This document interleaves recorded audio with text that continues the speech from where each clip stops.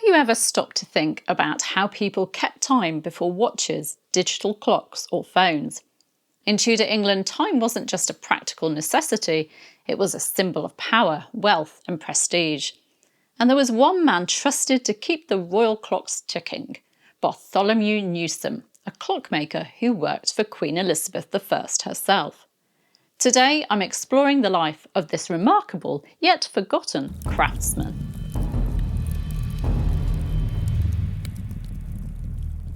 On this day in Tudor history, the 17th of January 1587, Bartholomew Newsam died. He was buried in the church of St Mary le Strand, the parish in which he lived and worked.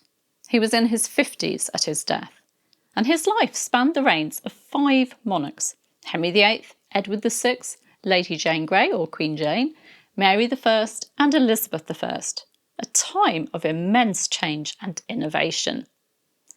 Newsam was more than just a craftsman. He was a trailblazer in English clockmaking, a skill that was incredibly specialised in Tudor times.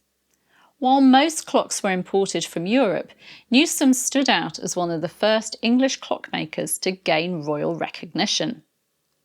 Born around 1530, Newsam married Parnell Young in 1565, and the couple had at least 14 children.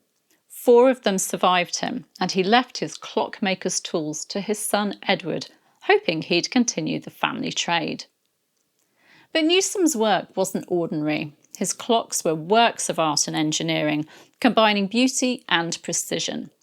His biographer Adrian Finch notes that Newsam's clocks were equal to those of his foreign contemporaries, which was a big deal at a time when English craftsmanship lagged behind Europe. Newsam's talents caught the attention of Queen Elizabeth I, who hired him to repair and possibly create clocks for the royal court. But why was this so important? Well, in Tudor England, timekeeping wasn't just about practicality. It was a symbol of power and status. A beautifully crafted clock was a statement piece, showing the world that you were wealthy, modern, and ahead of your time, quite literally. For Elizabeth I, clocks would have been displayed in her palaces, privy chambers, and even gifted to foreign rulers as symbols of her monarchy's strength and sophistication. Examples of Newsam's work can still be seen today in the British Museum and the Metropolitan Museum of Art.